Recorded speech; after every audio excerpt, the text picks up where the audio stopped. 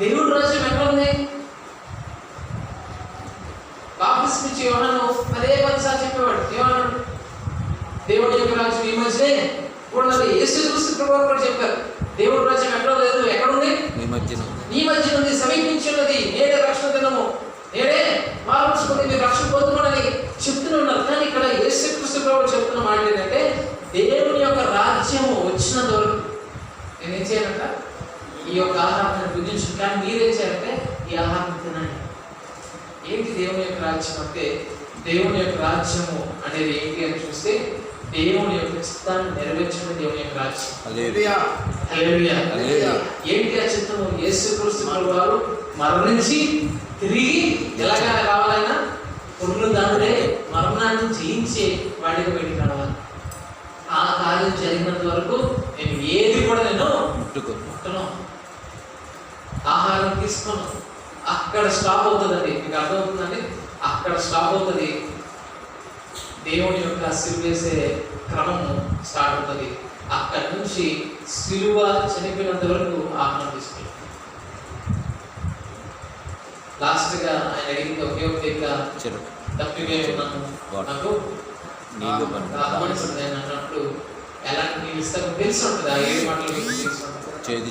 చేదిన రసాన్ని ఇస్తారు. సో ఇందుకు ఈ మాట చెప్తున్నానంటే, దేవుడి యొక్క ఆశ అంటే ఏంటి అంటే, ఆయన రాజ్యం, దేవుడి యొక్క రాజ్యం నెరవేర్చినంత వరకు, ఆ రాజ్యం వచ్చినంత వరకు నేను ఏం చేయను? ఆహారం తీసుకున్నాను. అది ఎవరికి? ఆ బాధ్యత ఎవరికి? యేసుక్రీస్తు ప్రభువు ఒక్కరికి అది.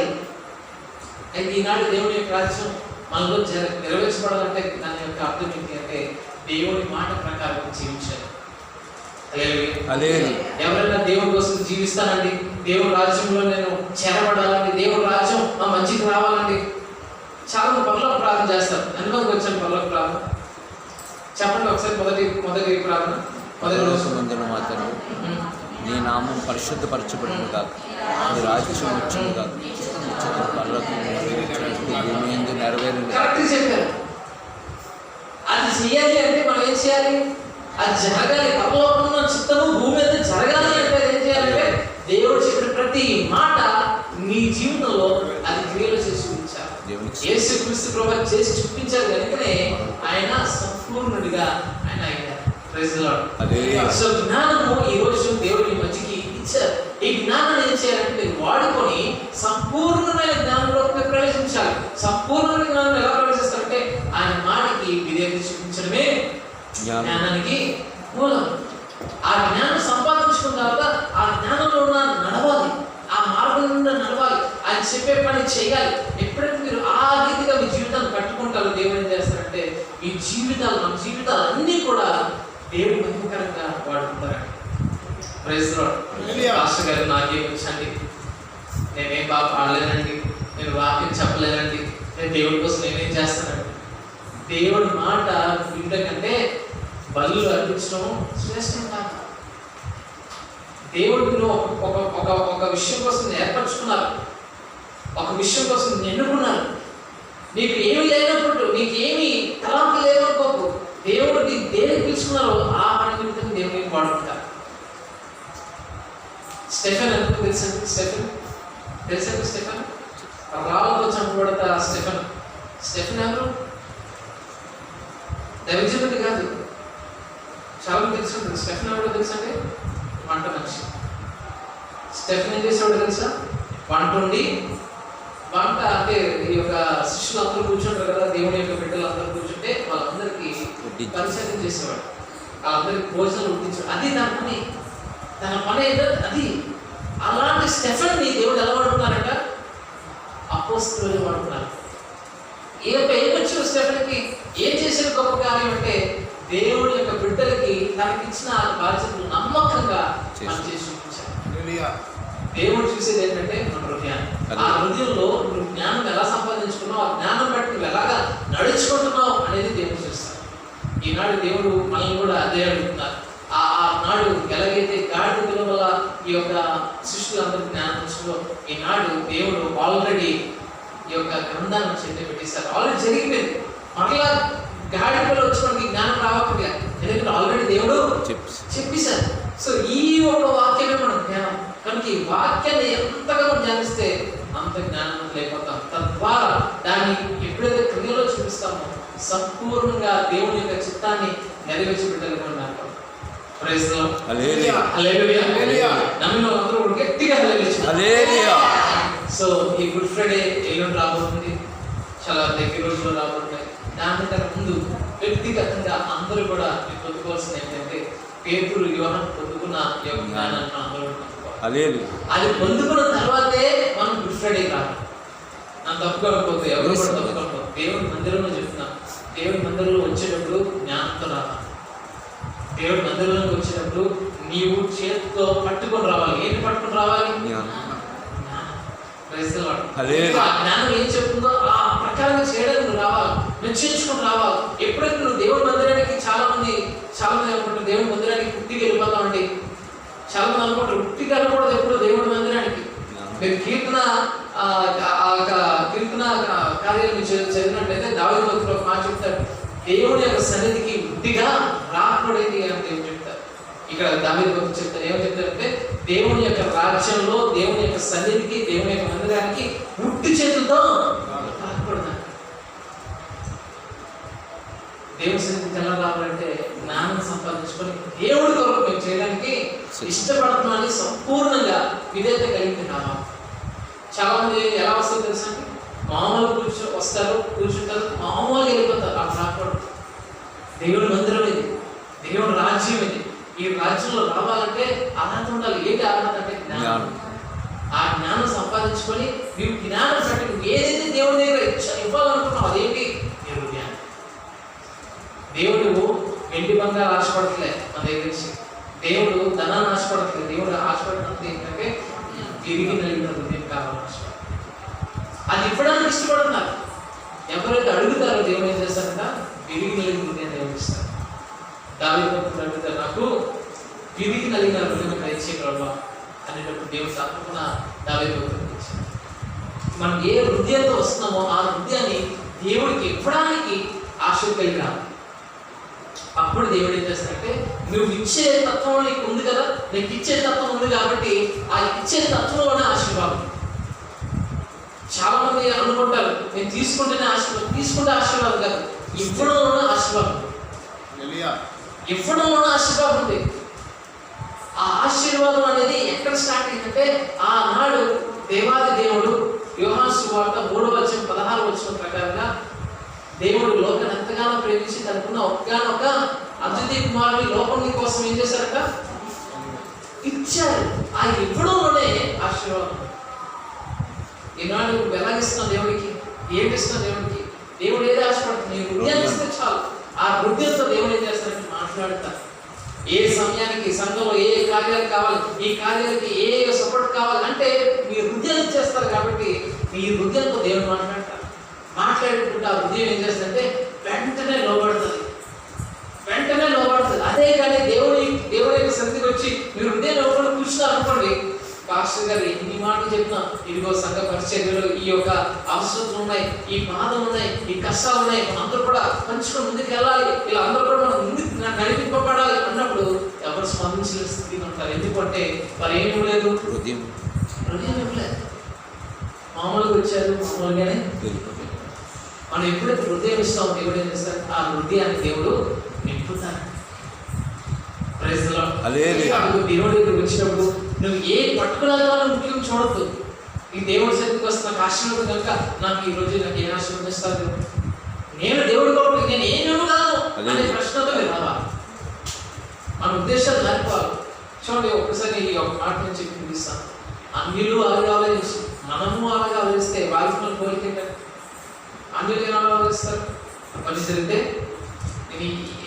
ఎంత నేను ఇస్తే నాకు అంత వస్తుంది, నేను ఇది కొడితే అది కొడతాంటే కొబ్బరికాయలు కొడితే నాకు అక్కర్లేదు, ఇది మొక్కుకుంటే అక్కర్లేదు.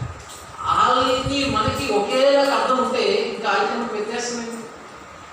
దేవుని యొక్క రాజ్యము ఈ లోక రాజ్యానికి విరుద్ధంగా పనిచేస్తుంది. విరుద్ధంగా పనిచేస్తాయి. ఈ మాట బాగా గుర్తుపెట్టుకోండి. దేవుని యొక్క రాజ్యానికి, ఈ లోకంలో ఉన్న రాజ్యానికి విరుద్ధంగా పనిచేస్తాయి.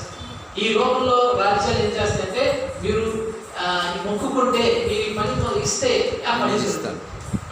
లంచం, దేవుడి దగ్గర ప్రైమ్, నువ్వు ఇది చేస్తే ప్రభా, ప్రభా ఇది చేసే ప్రభా అని ఇలా చేస్తా. ఫస్ట్ దేవుడి దగ్గర ఎలా రావాలంటే ఫుల్గా, నేను ఈరోజు దేవుడికి ఇవ్వబోతున్నాననే రావాలి. దేవుడి నుంచి ఏ పట్టుకుని వెళ్తున్నానని రాకూడదు. ఆ ఉద్దేశంతో నానే రాకూడదు. సంఘంలోకి ఎలా రావాలంటే, నేను ఈరోజు దేవుడికి ఏమి ఇవ్వకపోతున్నాను, ఏమి ఇవ్వడానికి ఇష్టపడుతున్నాను అనే ఉద్దేశంతో మనం రావాలి.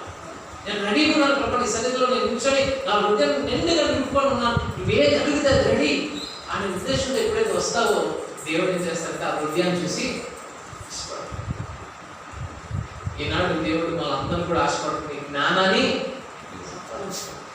జ్ఞానం లేకపోతే ఏమవుతుందంటే ఆ ఫరిసేయుడు, ఆ సుంకరి అలాగే ఫరిసేయుడు ప్రార్థన ఎంత తెలుసా? విన్నారు ఇప్పుడు? సుంకరి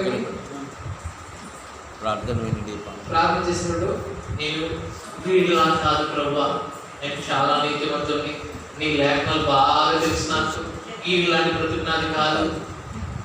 కానీ సుంకరి ఎలా ప్రార్థిస్తున్నాడు? ప్రభా నీ పాపిని, నేను చేసినన్ని పాపమే, ఎంతో క్షమించు ప్రభా, నన్ను మార్చు ప్రభా. ఎవరు ప్రార్థిస్తున్నారంటే సుంకరి ప్రార్థన.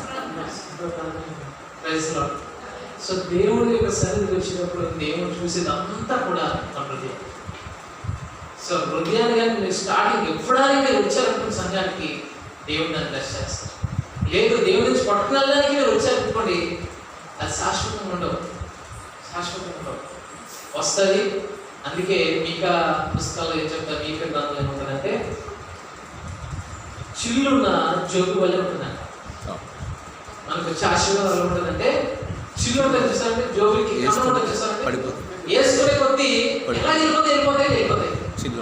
చిల్లు ఉంది, లోపల ఏముంది, పొయ్యి ఉంది, అక్కడ ఇలా వేస్తే కిందకి వెళ్ళిపోతుంటాయి. మనకు తెలియకుండానే మాయమైపోతుంటాయి. అది ఆశీర్వాదం కాదు. ఆశీర్వాదం ఏంటి అంటే, లేమిలో కూడా సమృద్ధిగా నువ్వు పోషించబడతావు చూసారంటే, అలా ఆశీర్వాదం. సో ఈ విషయాన్ని నేను తీసుకురావడానికి దేవుడు నాకు ఇచ్చిన కృపను బట్టి వేలాది స్తోత్రాలు చేసుకుందాం. కలుపుస్తున్నాం, ప్రార్థన చేసుకున్నాం. పరిశుద్ధమైన దేవ తండ్రి ప్రభా, మీకే కృతజ్ఞత స్తోత్రాలు. ఇదిగో దేవ తండ్రి, నీ యొక్క బిడ్డల ఎదుట నీ యొక్క లేఖనాన్ని ప్రభా తెరపరచడానికి మాకు ఇచ్చిన యొక్క కృపకే నీకు వందనాలు ప్రభా. ఈరోజు మేము ధ్యానించిన ఈ యొక్క అంశాలన్నీ కూడా ప్రభా నా మధ్యలోకి, మా హృదయంలోకి, నా మనసులోకి ప్రభా నాటిపోయేలాగా నీకు కృప చూపించమని అడుగుతున్నా. ఏ ఒక్కరు కూడా ప్రభా ఇక్కడ నుండి గుడ్డిగా వెళ్ళిపోకూడదు ప్రభా. నిన్ను సంపాదించుకొని, నీ యందు నా జ్ఞానాన్ని సంపాదించుకొని ప్రభా ఇక్కడ నుంచి వెళ్ళాలి. దేవుని యొక్క సన్నిధికి వచ్చినప్పుడు ఏ రీతిగా రావాలో ఆ జ్ఞానాన్ని సంపాదించుకుని వందనాలు ప్రభా. ఆ జ్ఞానాన్ని ఇచ్చినందుకు నీకు వందనాలు ప్రభా. ఇక్కడ ఉన్న బిడ్డలందరికీ ప్రభా నజరుడైన యేసు క్రీస్తు పరిశుద్ధమైన నామములో ప్రభా జ్ఞానం వచ్చుగా. యేసు నామములో వీళ్ళందరికీ ప్రభా సంపూర్ణమైన జ్ఞానం వచ్చిన ఆ జ్ఞానంతో ప్రభా వారి జీవితాలు కట్టుకోలాగిన, వారి కుటుంబాలు కట్టుకునేలాగిన ఈ యొక్క సంఘం ప్రభా మంచిగా ప్రభా ఎత్తైన కొండ మీద ప్రభా ఎలాగైతే ప్రభా వెలుగుస్తామో ప్రభా ఉంటుందో ఆ చుట్టుపక్కల ఉన్న ప్రాంతాలన్నిటికీ వెలుగిస్తుందో ప్రభా ఈ సంఘాన్ని వల్లగా నీ యొక్క బిడ్డలతో ప్రభా ప్రకాశించేటట్టు చేసినందుకు నీకు వందనాలు. Thank you Jesus, thank you master. ఈ యొక్క వాక్యాన్ని ప్రభా విన్న ప్రతి ఒక్క హృదయాల మనసులో ప్రభా 100 రెట్లుగా ఫలాన్ని నేను పోయి నడిచినాను. మాకు 30 వద్దు, 60 వద్దు ప్రభా, మాకు 100 రెట్లే కావాలి ప్రభా. మీరు చేయండి. ఈ వాక్యం పట్ల విధేయత కలిగి ప్రభా, నీ పట్ల విధేయత కలిగి ప్రభా, నీ కోసం మేమందరూ కూడా జీవించలాగా మాకు సహాయం చేయమని యేసు క్రీస్తు పరిశుద్ధమైన నామములో వేడుకొనుచున్నాము దేవ తండ్రి. ఆమేన్. Praise lord. అందరికీ వందనాలండి. సమయం ఇచ్చిన ఈ బ్రదర్కి, అలాగే లోకల్ పాస్టర్ గారికి అందరికీ నజరుడైన యేసు నామములో మీ అందరికీ శుభములు చేసుకున్నాం. Thank you. God bless.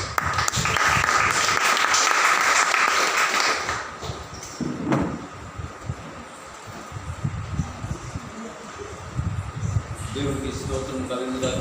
హల్లెలూయా. మరి ఈ దినము, ఈ రోజు దేవుడు ఏర్పాటు చేసిన దినము కాబట్టి మనం ఈ లోకంలో దేన్ని పోగొట్టుకుంటున్నాం, ఏ రీతిగా దేవుని మందిరికి వస్తున్నాం. మరి ఆ యొక్క గాడిద పిల్ల నుంచి ఆ యొక్క పరిశుద్ధమైన దేవుడు ఏర్పాటు చేసిన గది వరకు కూడా జ్ఞానం ఏ రీతిగా పొందుకోవాలో. రైట్, నా మటుకు నేను చేస్తుంది గొప్పగా అనుకోవచ్చు, కానీ జ్ఞానం లేక చేస్తున్న అనేకమైన ఉండొచ్చు. కానీ దేవుని సన్నిధిలో దైవజనుల ద్వారా యవ్వన ప్రాయంలో వాడుకుంటూ ప్రతి మాటను కూడా దేవుని యొక్క పరిశుద్ధ గ్రంథం నుండి నా కన్నులు తెరవబడి ఇక్కడ కూర్చున్న ప్రతి ఒక్కరూ కూడా ఏ దినము, ఏ గడియ, ఎప్పుడు, ఏ రీతిగా ఈ యొక్క జీవితం సమాప్తం అవుతుందో ఎవరికీ తెలియదు. కానీ దేవుని సన్నిధిలో అనేక మంది సేవకుల ద్వారా దేవుని మాట విని దేవుని యందు భయభక్తి కలిగి దేవుని జ్ఞానంతో మనకి జ్ఞానాన్ని ఉపదేశించడానికి మరి సేవకులందరికీ కూడా, అందరికీ కాదు, అది కొంతమందికే, కానీ ఈ రీతిగా మరి గొర్రెలు లాంటి మనల్ని మేపే ఆ యొక్క కాపరిని ఈ లోకంలో దేవుడు పంపించాడు. కాబట్టి గొర్రె తన యజమాని స్వరం వింటుంది. అలాగే దైవజనులు చెప్పిన మాటలు మందిరంలో ఆలకించి మందిరం ఆవరణ తర్వాత దాన్ని విడిచిపెడితే ఎన్ని 40 దినాలు, ఎన్ని ఉపవాస ప్రార్థనలు, ఎంతమంది సేవకుల్ని మనం పిలిచి వారు మనల్ని నింపడానికి, దేవుడిలో ఉండడానికి, దేవుని యొక్క భయభక్తి కలిగితే జ్ఞానం పొందుకుంటే మరి తిరిగి ఉండదని చెప్తున్నారు. ఆ జ్ఞానం పొందుకోవాలంటే ఎక్కడంటే ఈ లోకంలో అనేక మంది లెక్చరర్ దగ్గరికి వెళ్ళవసరం లేదు. అనేక మంది ఈ లోక సంబంధమైన పెద్ద పెద్ద జ్ఞానవంతుల దగ్గరికి వారి దగ్గరికి వెళ్ళిన ఆ జ్ఞానం రాదు. పరిశుద్ధమైన గ్రంథము మన హృదయాన్ని, మన ఆలోచనను, ఈ లోక సంబంధమైన అనేకమైన తలంపులను కాల్చివేసి పరిశుద్ధమైన జ్ఞానంతో నింపడానికి మరి ఎంతగా ప్రయాసపడుతూ మనకి దేవునికి వాక్యాన్ని అందించాలంటే మన హృదయం మారకపోతే, మన బ్రతుకు మారకపోతే, నా బ్రతుకు మారకపోతే ఇంకా ఆశగల ప్రాణాన్ని తృప్తిపరిచే దేవుడు. కాబట్టి దేవుడి సన్నిధిలో జ్ఞానము కలిగి ఆయన చిత్తం ఎరిగి ఆయన నాకేటిచ్చాడనే కాదు, కానీ నీ దేవుడికి ఏటిచ్చాడు, దేవుడికి ఎలా కష్టపడుతున్నాను, దేవుడి కొరకు ఏం పని చేస్తున్నాను, అది సులువైన కాడిగా నీ మీద ఉంచానంటున్నాడు, బరువైన కాడిని నేను మోస్తున్నాను దేవుడు చెప్తాడు. కాబట్టి మరి విలువైన మాటలు మరి దైవజనులుగా, యవన ప్రాయముగా, యవనంలో ఉండుగా దేవుని జ్ఞానం కలిగి ప్రతి ఒక్క మాటను మరి దేవుడు అంటే చెప్తున్నాడు, ఈ లోక సంబంధమైన వాటిని చెబితేనే మీరు అర్థం చేసుకోవడం లేదు కదా, పరలోక సంబంధమైన వాటిని మీకు తెలియపరిస్తే మీకు ఇంకేం అర్థం అవుతుంది. అనేక ఉపమానాలతో మరి దైవజనులు మరి బ్రదర్ గారు, మాస్టర్ గారు చెప్పారు. వాటిని మేము వినిచున్న వారికి, ఈ చుట్టుపక్కల ప్రాంతముల వారికి జ్ఞానం కలిగి మేమందరం కూడా అటువంటి జ్ఞానంతో ఉండులాగా ఈ మాటలు దురాత్మ బాల నుండి ఎత్తుకుపోకుండా కొద్దిమంటి వారమైన చిన్న సంగమా భయపడకమని దేవుడు చెప్తున్నాడు. కాబట్టి ఇదేదో ఆనవాయితీగో లేకపోతే ఇదేదో 40 దినాలు చేయాలని కాదు, కానీ ఈ 40 దినాల తర్వాత కూడా మా బ్రతుకులో ఇటువంటి జ్ఞానం కలిగి ఇటువంటి పరిశుద్ధాత్మ ద్వారా మేమందరం కూడా ఒకరి వరకు ఒకరి కుటుంబములతో పాటు అనేక మంది ఈ గ్రామం కొరకే కాదు, ఈ దేశం కొరకే కాదు, ఈ ప్రపంచం కొరకు ఇక్కడ చేసిన ప్రార్థన ఏ దేశంలో ఉన్న వారి కొరకైనా దేవుడు సహాయం చేసే దేవుడు. మనందరిలో పరిశుద్ధత ఉంది, మనమందరిలో దేవుని నామం. కాబట్టి ఒక్కొక్క సేవకుల ద్వారా నాలో ఇంకా ఏమైనా మార్పు అంటే దేవునికి అయిష్టంగా బ్రతుకుతున్నానేమో, దేవునికి కోపం పుట్టే రీతిగా నా ప్రవర్తన ఉందేమో, వీటిని సరి చేసుకోవడానికి సేవకుల ద్వారా అటువంటి మాటలు నేను అడిగినట్టుగా తప్పగా నేను వస్తానని ఆ విశాఖ ప్రాంతం నుండి కారు వేసుకొని ఈ సంఘానికి ఎందుకు రావాలి, ఆశగల ప్రాణాన్ని మన గురించి, మన బ్రతుకులు, మన సంఘంలో ఉన్న ప్రతి ఒక్కరే కదా, అందరూ దేవునిలో జ్ఞానం పొందుకోవాలి. అటువంటి జ్ఞానాన్ని మాకు తెలియపరుస్తూ దేవుని యొక్క మర్మాన్ని మాకు తెలియపరిచిన మరి దైవజనులు మరి హరీష్ మాస్టర్ గారికి, వారికి, వారి కుటుంబానికి, సంఘానికి, మరి పుట్టిన పాపకి దేవుని యొక్క దీవెన ఆశీర్వాదం ఇంకా ఇంటిగా ఉంటాయి.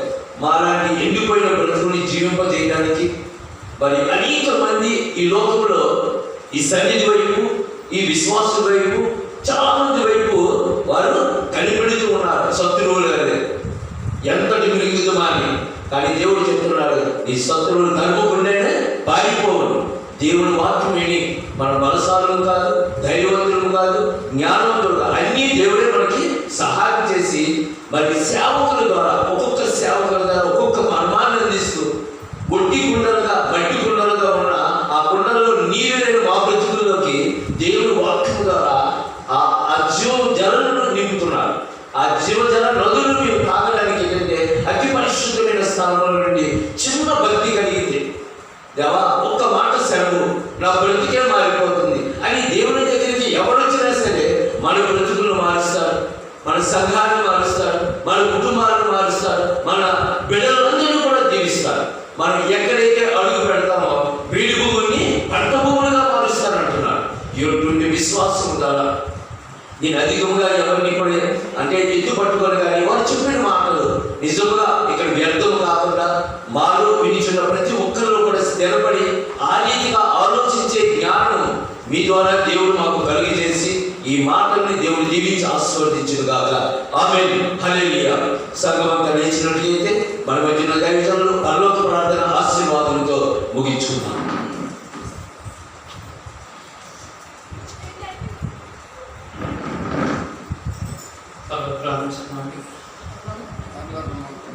Our Father, Lord in heaven, hallowed be thy name. Thy kingdom come, thy will be done on earth as it is in heaven. Give us this day our daily bread. Forgive our trespasses as we forgive those who trespass against us. Lead us not into temptation, but deliver us from all the sin and deliver us from all the bad of the world. In Jesus' mighty name, the Lord, for your name is glory and honor and glorious. In Jesus' mighty name, I pray. Amen. ఆశీర్వాదిస్తున్నాం. దయచేసి అందరూ కూడా ద్వేషించున్నారంటే కలుపుకుందాం. మన తండ్రికి దేవుని యొక్క ప్రేమయు, యేసుక్రీస్తు ప్రభువారికి కృపయు, పరిశుద్ధాత్మ దేవుని యొక్క నిత్య సహవాసం మనకు ఇంకా ఇక్కడ ఉన్న బిడ్డలందరికీ నిత్యం తోడే నడిపింపబడును గాక. ఆమేన్, ఆమేన్, ఆమేన్. తండ్రి కుమార శుద్ధాత్మకును తగు స్తుతి మహిమలు కలుగాక. ఆదిని ఇప్పుడు ఎల్లప్పుడు నాయనట్లు యుగములు నౌను. ఆమేన్. తండ్రి కుమార శుద్ధాత్మకును తగు స్తుతి మహిమలు కలుగాక.